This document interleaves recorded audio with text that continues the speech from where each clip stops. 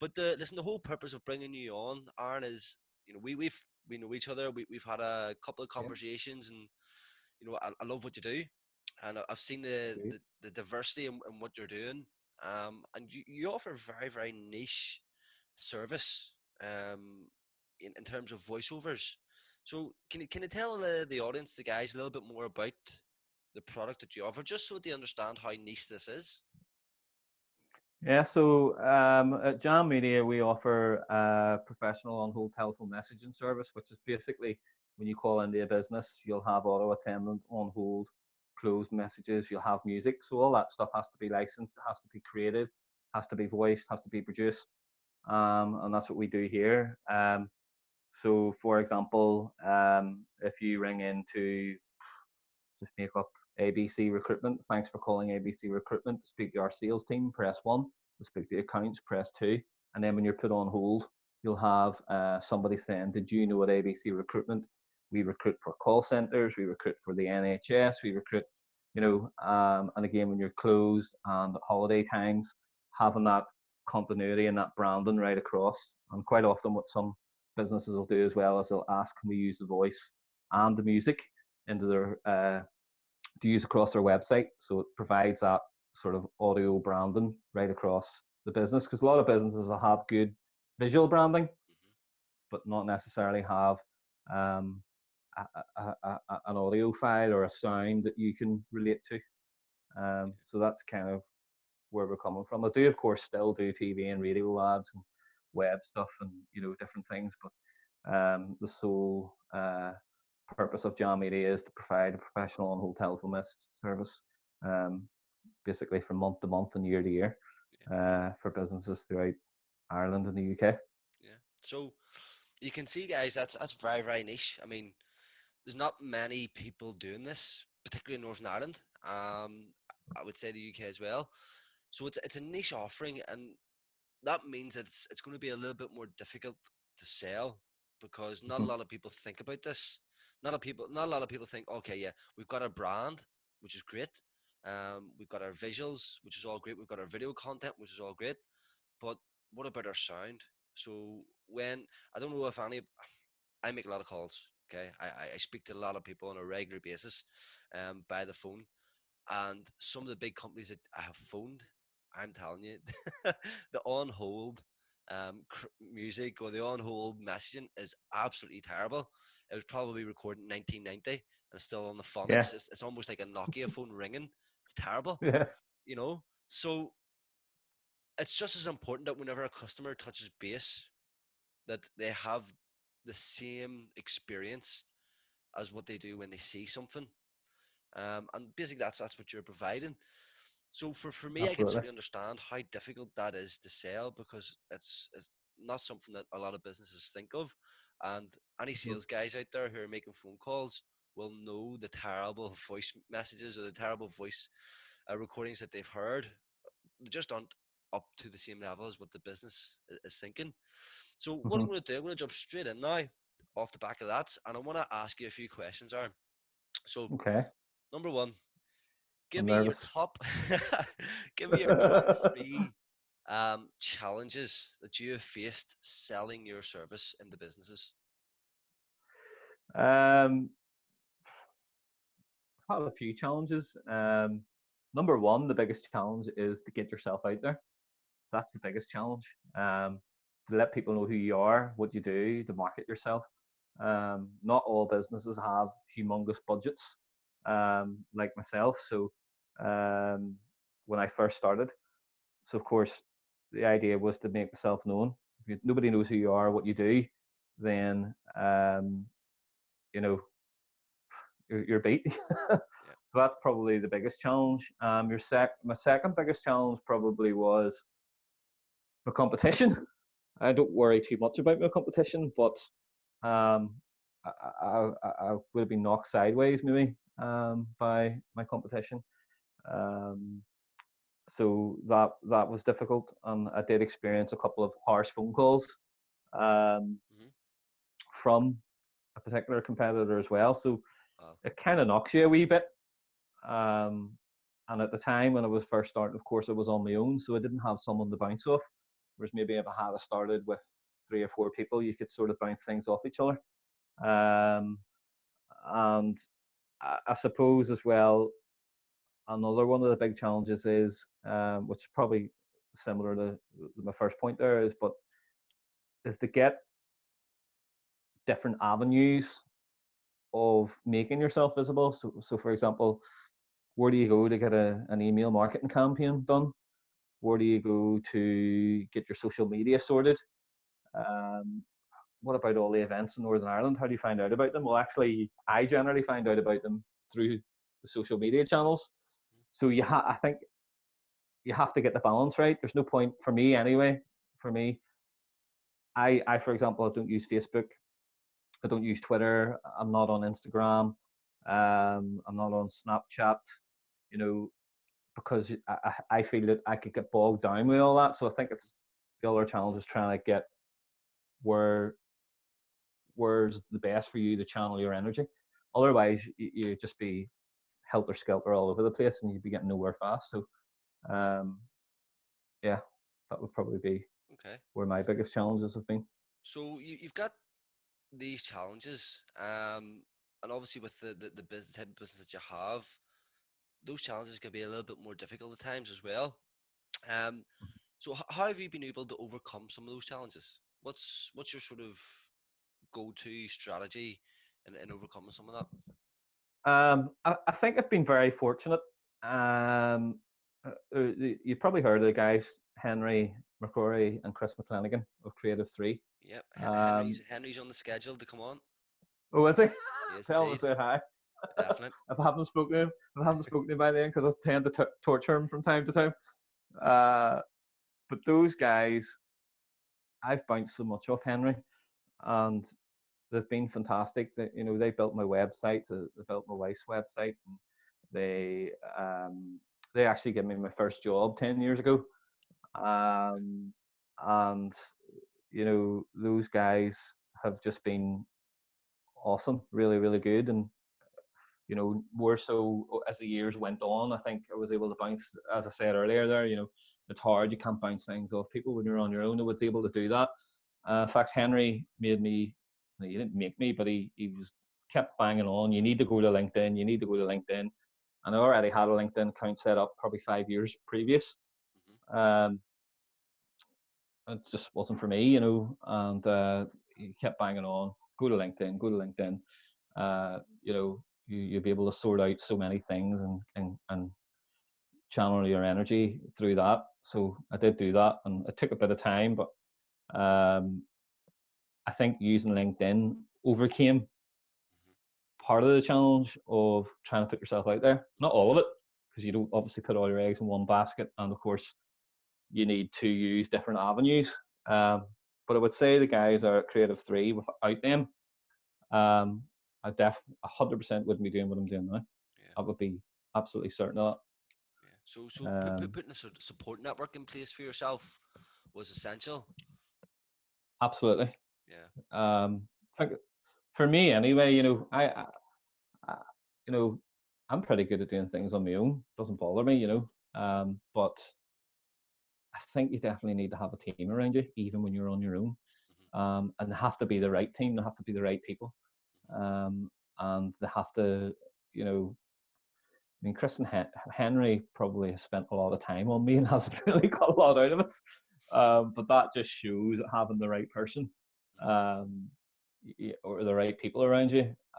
Chris has done phenomenal amount of video shoots for me and pictures. If you watch any of my stuff on LinkedIn, you'll see I like to post pictures of myself.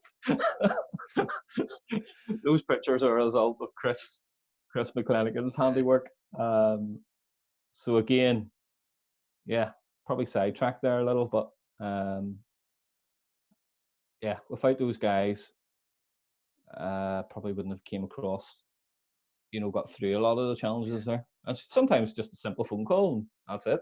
Yeah. So again, You know, from a sales perspective, and this is one of the things I'm glad you've brought this up, because one of the things I'm big on in the sales industry is salespeople are afraid to ask for help. Um, they've came into this culture of the sales manager saying, right, give me the numbers, give me the numbers. And in this instance, you are the sales manager and you are the sales guy, so you're conflicted Mhm. as well sometimes, Aaron, where you're beating yourself down because you might not be hitting target, or you're beating yourself down because you're not making enough phone calls or whatever it is. But then the Mhm. salesperson is going, "Fuck, I don't want to be making these phone calls," or whatever it may I be. know. So from a sales point of view, sales professionals really have this problem of asking for help. That's for two reasons. Number one, um, it's a fear. They're afraid to ask, and that leads on to the second one, is because they don't want to look stupid. They don't want to look like they can't do their own job.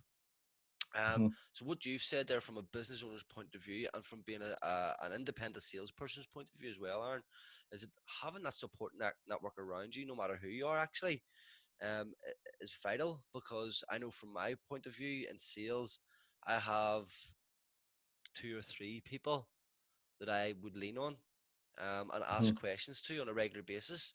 I've been in sales for 12 years now, and I'm learning. And anybody who Yeah. says that they're not learning, they're lying to themselves. You have to be learning every single day. You probably know that yourself. Um, Yeah. so from that point of view, I would say yes, 100%. Have a support network around you as a business owner, but also as a sales professional. Have those people that you can lean on. Um, Mhm. if there's a deal that you're trying to get through, sort of be like, I can't get this through. Is there somebody else I can speak to that might be able to look at this in a different way and help me push this through? Or if a customer's came to you and they're just giving you shit and they're just you really going hard at you and you don't know what you've done wrong, there's people out there that can help you. So Yeah. yeah, I'm all Absolutely. for that. Build a network, have those people around you. This would nicely lead on to the next question, Aaron. What would be your top three tips for sales professionals when they're selling? Now, I'm looking at this from two angles. One, you're a business owner, so you're probably being sold to quite a lot. So you're seeing these salespeople trying to sell, and then two, you're also selling your business. So if you could sort of Mhm. maybe look at it like that, what would be your three top tips you could give people in sales and how they could sell better? Um, well, like I had sort of said to you earlier before we started recording, I'm not a typical guy that goes out and says, here's my product, buy it.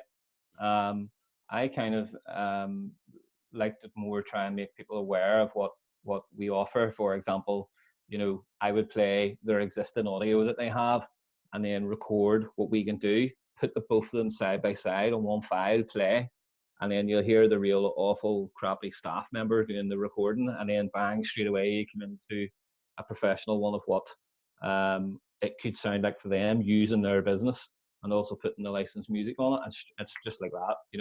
So again, that's something that's niche to me, and that's something that I use. Um, not so much. I suppose it is selling, of course it is, but I'm actually saying, look, here's the problem. It's not great at all, but here's our solution. This is how we can really. Because what I wanted to say earlier is when businesses ring in, or sorry, when companies or businesses or people ring into your business, it's very often the first port of call. So if you have a real awful sounding, crappy, sometimes you can ring in places and it sounds like someone's sitting on a toilet. You hear the fax machine in the background. Yeah. It doesn't give that first great impression.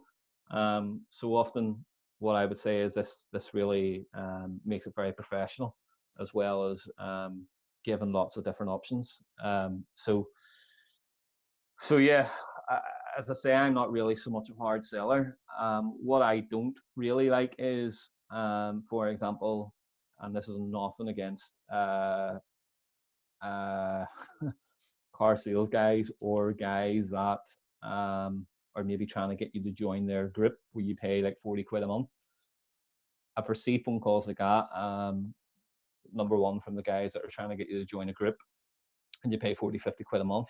It's shockingly bad. I can remember being in the car going into the garage to get lunch, and it was such a hard sell. And he ended up being really annoyed that I said, I'll have to have a wee think about it and come back to you tomorrow. Because he obviously knew that's a no, Hmm. and literally just hung up on me.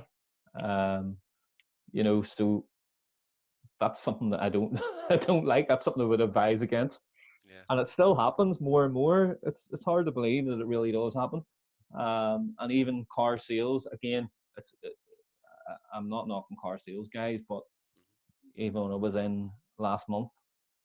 Um, you know, it was just so pushy, and I was told that this offer only lasted to the 30th of April. You know, I just think people see through that. No, Mhm. no, am I? No, you are right. You know, what do you think is the cause behind that? For salespeople, why do you think salespeople use these tactics, these dated I would tactics say more often? there. Whenever people come across the gap, to me personally, and I'm not saying that's this is right. Of I could course. be wrong, um, but I often think, God, you really need to meet your target here, and you're really pushing me here, or yeah. Generally, that's what I would think. Yeah, and Again, you're totally right. what I'm saying, what I do is, as you have already said, is a bit niche. So it's yeah, I'm not quite often when I go to someone, they might not even necessarily know what the product is. It's like if you're selling a car or you're selling a set of blinds or you're selling carpet, you know what that is, you know why you need it. Sometimes I nearly have to explain, as I said, for example, this is what your audio sounds like and this is what we can make it sound like, where you put someone on hold and it's just silence, but really we could be upselling your business here and keeping the caller engaged in the call. So quite often I'm having to, you know, really explain what I can do for you before I even say, here, let's buy this, if you Yeah, know what I'm saying. 100%. You know, going back to the experience that you've had there with being a business owner, but also being sold to in personal life as well. A lot of the time, people are going through a process where they're desperate. You know, they're going to get their commission. They're going to get this Mhm. last sale. It's going to push them over for the month. Or the sales manager said, "Listen, whoever gets this here sale, blah blah blah, gets this By five incentive." o'clock, I You go know, home early. so there's those types of tactics that are out there still, and Mhm. that's just a poor sales culture. Mhm. The other problem is that these salespeople aren't managing their pipeline effectively. Mhm. If anybody who's in business or in sales has a big enough pipeline, they're not going to be desperate. They know that the business is coming in. They know that they've got their Mhm. target. And they know that they've pushed themselves a little bit extra. So the sale is here. The close of the sale is here. But all the work is actually here. So if Mhm. people are doing the phone calls, doing the meetings, doing the proposals, ramping up on their quality as well as the quantity, then when it comes to the close, they're not as desperate. And Mhm. that's a common problem. So whenever you see people like that desperately trying to sell or using these urgency, I call them urgency tactics, or this offer ends Mhm. at such and such date. Quite often, if you turn around and ask them, have you hit your target? Are you getting a commission? What incentive are you getting? And I asked that. they'll probably smile at you, or they'll act as if you've offended them or something. But in actual fact, that's probably true. Um, Mhm. and for me, and the whole purpose of this series, what we're doing, and why I've got you on as well, Aaron, is to bring out unethical sales, to call people out on unethical selling, because we Mhm. don't live in that time anymore. We don't live in the 70s, 80s, or 90s anymore. We live in a time where you're informed as a customer, you're informed as a business owner, and you know what you want. You're just waiting for that person to come along, and it's called consultative sales, which is essentially what you do. You're Mhm. showing people, okay, this is your problem, and I have the solution, and I can help Mhm. you. So, as Mhm. well as being consultative, you're serving rather than trying to get people to serve you. So Mhm. it's great to hear from your point of view, and your experiences there. Um, what would you